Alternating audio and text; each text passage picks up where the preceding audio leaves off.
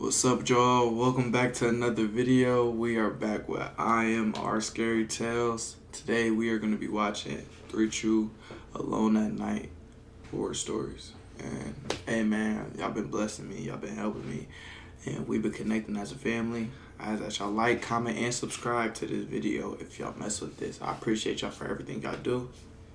Let's get into it. I know I shouldn't have done it, but come on. I was craving some nachos and a Dr. Pepper, and the gas station was barely a mile away. My dad's lecture about not driving alone at night? Yeah. It's dangerous, Kayla. You're 17, not invincible. Blah, blah, blah. I grabbed my keys and snuck out, the thrill of rebellion buzzing through me as I backed out of the driveway. The road was quiet, swallowed in darkness, except for my headlights carving a path through the trees. The gas station was a 5-minute trip, tops. I'd be back before he even rolled over in his bed. Or so I thought. The snack run went fine. No creepy cashier, no weirdos lurking in the aisles. Just me, my junk food, and the hum of fluorescent lights. But the moment I turned onto the road home, something felt off. The night was too still. The kind of silence that wasn't really silence. More like something holding its breath. Then, bang! My car jerked sideways, tires screeching. My hands clawed the wheel as I fought to steady it, heart hammering in my chest. I coasted to the shoulder and threw it in park, panting. A flat tire? Seriously? Now? I grabbed my phone, but, of course, no signal. The woods loomed on either side of the road, thick and endless. I could turn back to the gas station, but that meant walking alone in the dark. Or I could sit here, waiting for some serial killer to knock on my window. Screw that.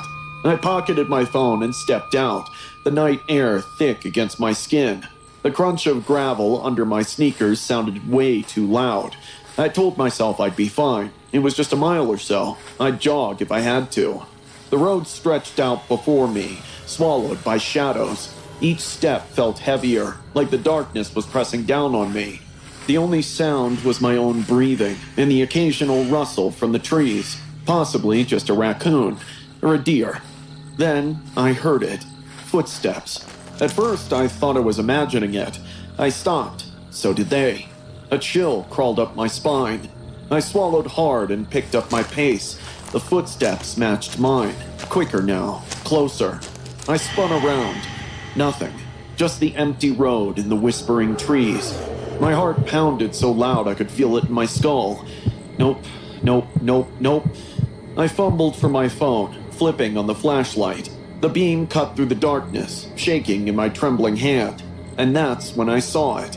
Half hidden in the trees, barely visible, sat a rusty old truck. The driver's side door hung open, swaying slightly, like someone had just stepped out. My stomach turned into knots. Then, near my car, I saw them. A pair of boots. Someone was crouching behind my car, just watching me. Every instinct screamed, run. I took off, feet slamming against the pavement, lungs burning. The footsteps behind me exploded into a full sprint. They weren't just following me, they were chasing me. I didn't dare look back. The sound of their steps was getting closer, too close. I could hear heavy, uneven breathing, the unmistakable sound of someone trying to catch up. My heart jackhammered. The gas station flickered into view, neon lights buzzing like a beacon. Almost there. My legs screamed, my breath ragged, but I pushed harder, reaching. Something grazed my jacket, a hand. My scream tore through the night as I wrenched myself forward, adrenaline drowning out the fire in my muscles.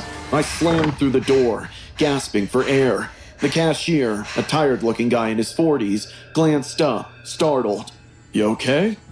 I spun around, chest heaving. The parking lot was empty. No footsteps, no shadowy figure. Just the quiet hum of the night pressing in against the glass. My hands were shaking so badly, I nearly dropped my phone. I fumbled to call my dad.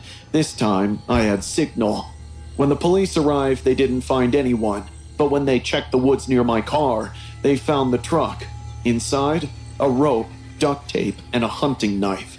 The police left, and I finally felt safe enough to crawl into bed, my body still trembling from the night's horrors. But just as I was about to drift off, my phone buzzed. I grabbed it, expecting a text from my dad checking in. Instead, my screen lit up with a single message from an unknown number. "You run fast, but next time, I'll be faster. I never drive alone at night." I should have taken the long way home. I knew that the moment I stepped onto that empty street, my breath fogging in the cold night air.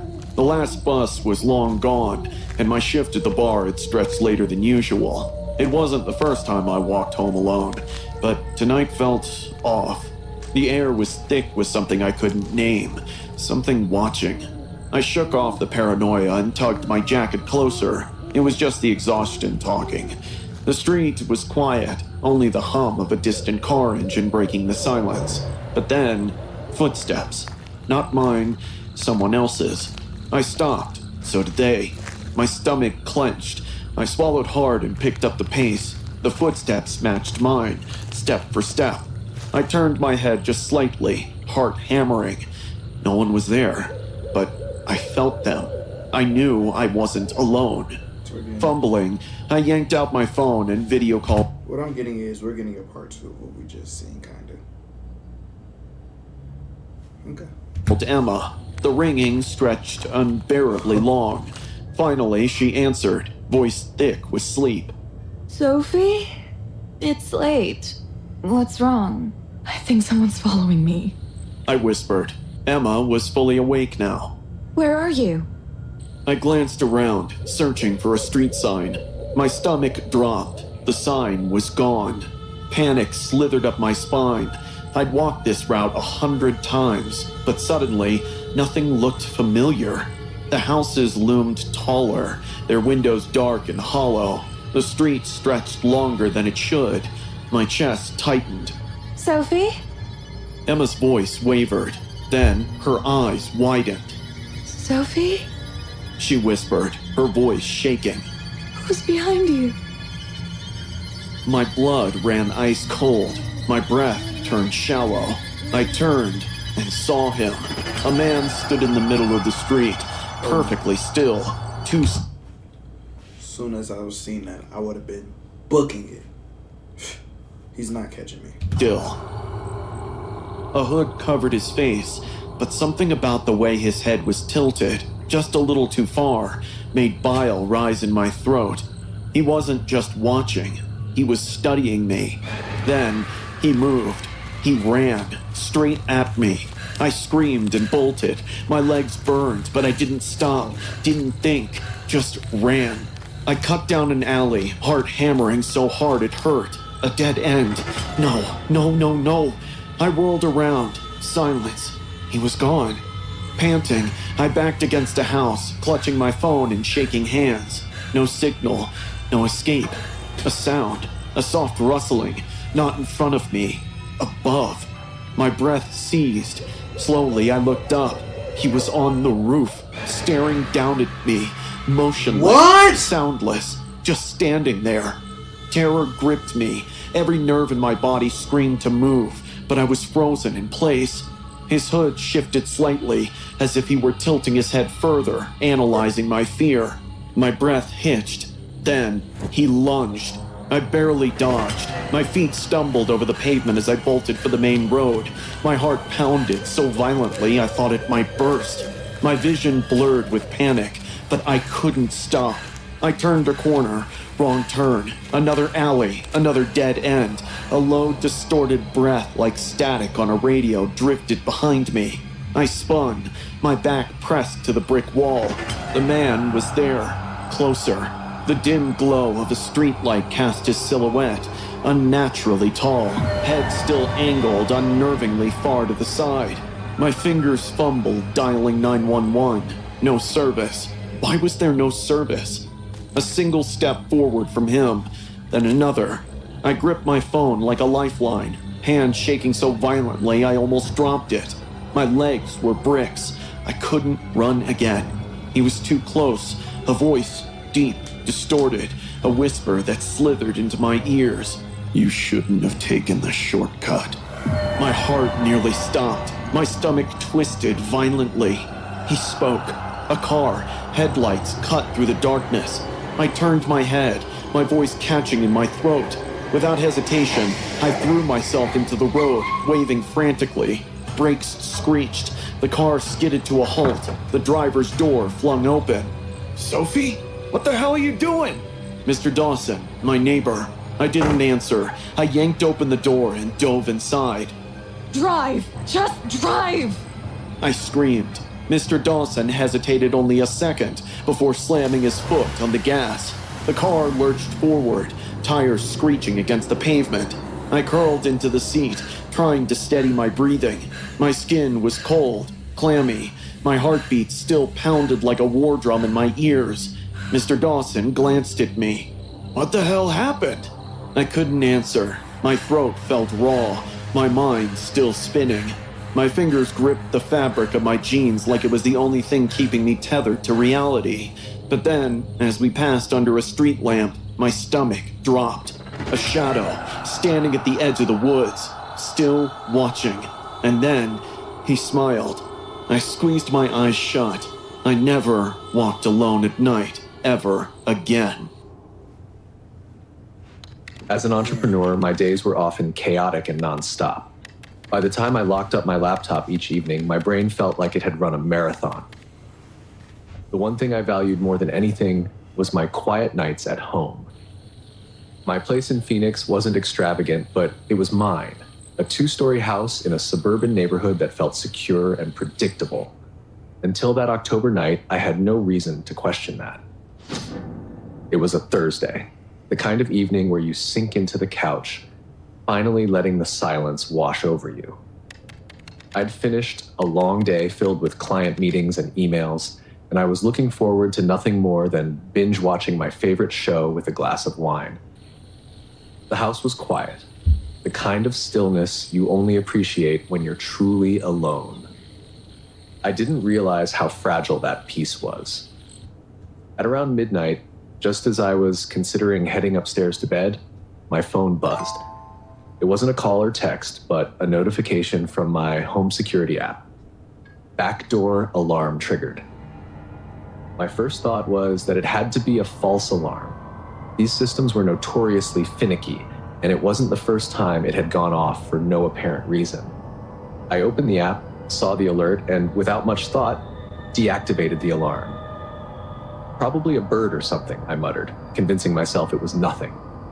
I climbed into bed, the sound of the air conditioner lulling me into a light doze. But then I heard a muffled thud. My eyes snapped open. At first, I thought it might have been the wind knocking something over outside. Phoenix wasn't known for wild storms, but gusts weren't uncommon this time of year. Holding my breath, I focused hard to listen beyond the sound of the AC. Then came another sound. This one wasn't vague or easy to dismiss. It was like the scrape of something heavy being dragged across the wooden floor downstairs. My chest tightened as a dozen rational explanations ran through my head, each one less convincing than the last. I slid out of bed and quietly locked the door to my bedroom. My mind raced through what to do next. I'd taken precautions. Every door and window had sensors. My phone was connected to the security system, and I even kept a firearm in the bedside drawer. But none of that felt particularly comforting now. The idea of someone being in the house felt like a violation I wasn't prepared for. Another noise, this time sharper, like a chair being knocked over. I grabbed my phone and dialed 911. I whispered my address to the dispatcher and explained what I'd heard. They assured me officers were on their way. I added, "Please tell them not to use lights or sirens. If someone's inside, they'll hear it."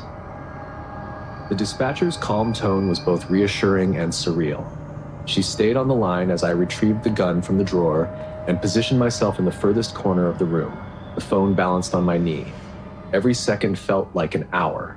The creaks and groans of the house had taken on a sinister edge, as if the walls themselves were conspiring against me. I heard faint footsteps on the stairs. My grip on the gun tightened as adrenaline surged through my veins. Whoever it was wasn't rushing. They were taking their time. I could barely breathe as I listened, my mind conjuring images of who could be on the other side of the door. Was it one person? More? Suddenly, the footsteps stopped. Silence. The kind of silence that's louder than any noise. Then a quiet knock on the bedroom door. Not forceful, just a soft knock. My hand trembled as I aimed the gun at the door, willing myself not to panic. The dispatcher's voice was still in my ear, steady and grounding. "Officers are almost there," she said. A minute later, I heard movement outside. The sound of car doors opening and closing, followed by muffled voices. The police were here. Relief flooded me. There was a commotion downstairs. Shouts, the sound of something heavy hitting the floor, and then silence again. Finally, a voice called out, "Phoenix PD, it's safe to come out." I opened the door cautiously, gun still in hand, and stepped into the hallway. An officer met me at the top of the stairs, his expression serious but calm. "We've got them," he said. "2 men. They were downstairs when we came in." My knees nearly buckled as I followed him to the living room. 2 men sat handcuffed on the floor, their faces grim. One of the officers explained that they'd entered through the back door, which they'd managed to unlock somehow. They said they thought no one was home because there wasn't a car in the driveway, the officer added. Then it hit me. I'd lent my car to my brother earlier that week while his was in the shop. To these men, an empty driveway meant an empty house. The police searched the house and found a crowbar and zip ties in the men's bag. One officer pulled me aside and said, "You did everything right, locking yourself in the room, calling us. That probably saved you tonight." Okay, IMR, that was pretty good. Can't lie. Like that video. I always let you like, comment, subscribe. I appreciate y'all. We about to start really fast forwarding this content and making as much as we can for y'all. I appreciate y'all for everything y'all do. And I'll see you on the next one. Peace.